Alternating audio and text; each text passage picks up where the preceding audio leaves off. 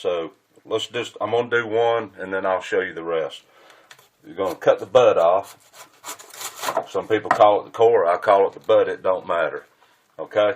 And then I'd like to hit it here, here, here, and here. Okay? And I pull all these green leaves off. Some of them just wilted like this. You don't want to use them much for anything. But some of the better ones on the inside, like this one, he's got a spot on it, so I'll throw that spot away. But this is edible cabbage if you know what you're doing. I'm going to save that. Okay? If you don't know what to do with that green cabbage, then maybe you should leave the cooking to somebody else. Because this is good for a lot of stuff. I save it. You can stuff it with squirrel meat, deer meat, beef, pork, it don't matter. Or just cut it up and just have a little bit of fried cabbage, boiled cabbage, it don't matter. But for sauerkraut, you don't really want the green leaves per se. I like my sauerkraut with a little bit of white. It's supposed to be more white than anything. And that's the way I like it. The green, it doesn't ferment too good. It gets a little bitter and all that. Okay? And, yeah, I done got a big pile going over here. This is garbage. Now, we go right down the middle, right here. Right down the middle. Bam. Right in half. See this? This is the butt, or the core. I call it the butt. I like to take that out right now. Just get your knife in there and get up under it, take it out. I put it in here. I like to eat it, okay? So I'm also going to be fermenting or pickling these, however you want, or souring them. Put them in there and I save them, okay? Now, half, then now I'm going to quarter it, like so. There's a little bit more green I really don't want in my sauerkraut. Go ahead and do this one. And there's a little bit more green. Okay, you can have a little bit of green in your kraut. It don't matter really. It's personal preference more than anything, but I like to have a little bit or save some. Okay, now I like to start cutting mine. You have the top and you have where the butt come from. I like to start on this end. And you know, good 1/8 inch, 1/4 inch strips. It's not rocket science. And just slice. Now, when you get close to the top, see how the dynamics of the way it grows changes? A head comes around like this. So I was cutting like this. Now I'm going to turn it this way and just strip the very top of it like that. And pretty much what you come out with right there. Put it in your bowl. Break it apart. You want to get it all broke apart. Okay? And you just continue to do this. Bam, bam, bam, bam, bam, bam, bam. Turn it. Doesn't take that long to do it. Just make sure it's all broke apart. Okay? I'll get right back with you. Okay, I have all my cabbage cut up, as you can see. I don't know exactly how many pounds are in here, but I do know that for one of these big bowls right here, I'm going to say that's about 2 or 3 pounds, 2 pounds, 3 pounds. So this is my tablespoon. Okay, I like to use 3 heaping tablespoons of kosher salt. This is what I'm using. That's what I'm using today. Kosher salt or sea salt. I have my other one over here. I'm going to do it right quick.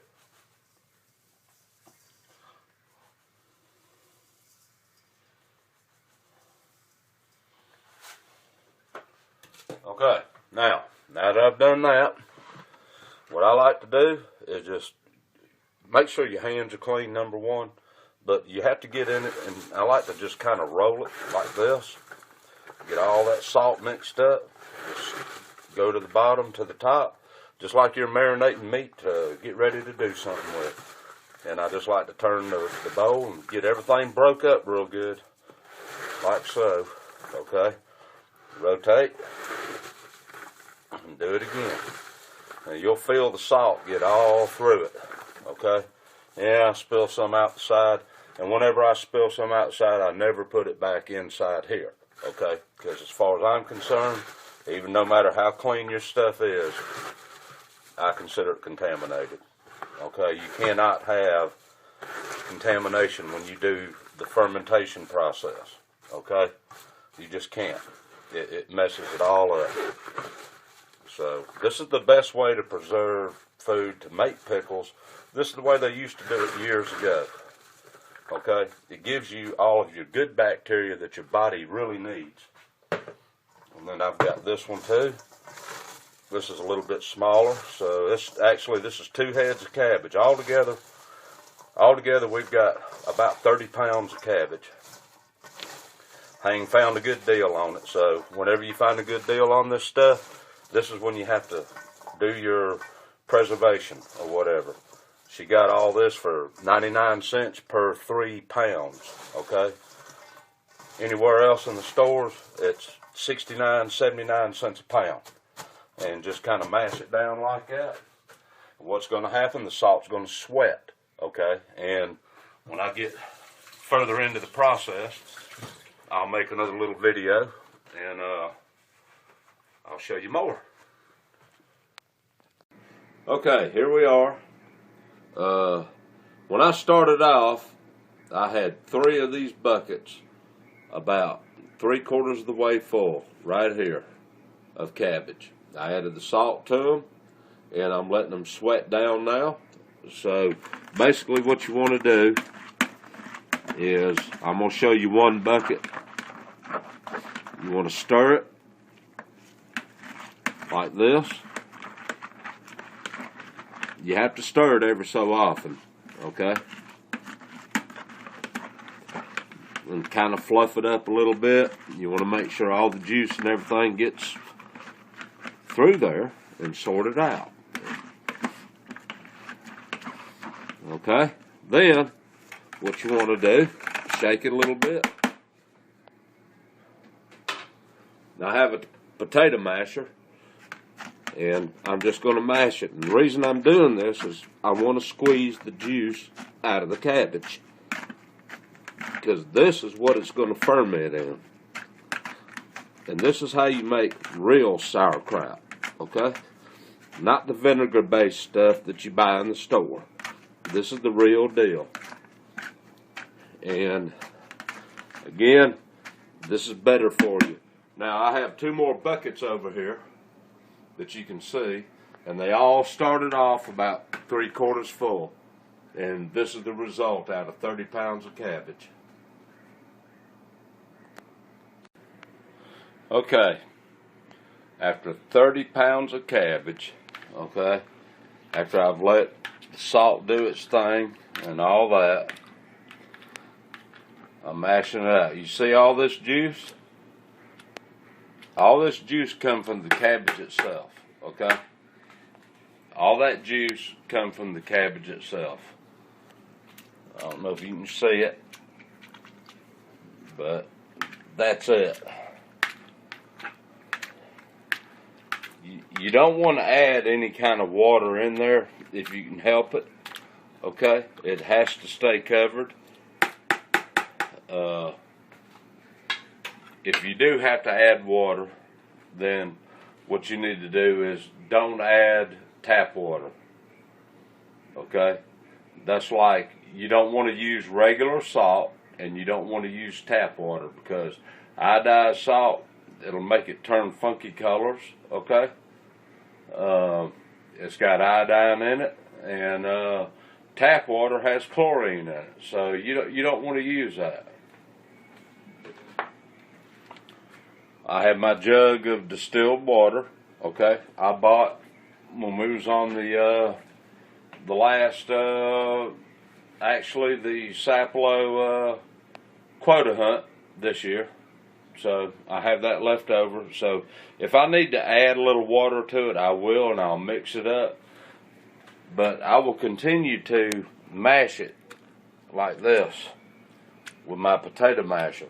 See all the juice that's in there? Remember, when I started, I had 3 buckets of this cabbage, 3/4 full. Okay? Remember that. So when I've added the salt, this is going to be the best sauerkraut that you've ever eaten. You can't buy this in stores, I'm going to tell you.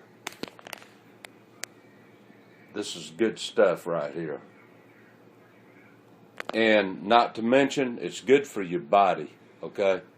Look it up on the internet. If you don't believe me, just look it up on the internet, okay? This is good stuff. When it comes together, it's really good stuff. Now, along with this cabbage, I have 1 head of garlic. And what I've done is we've chopped it real fine. And we've added 1 tablespoon of salt to it. And I'm letting it sweat right now. And what's going to happen is I'm going to take that and add it. I'm going to combine all these into 1 bucket when I get ready. And then we're going to start the fermentation process. So 1 head right there.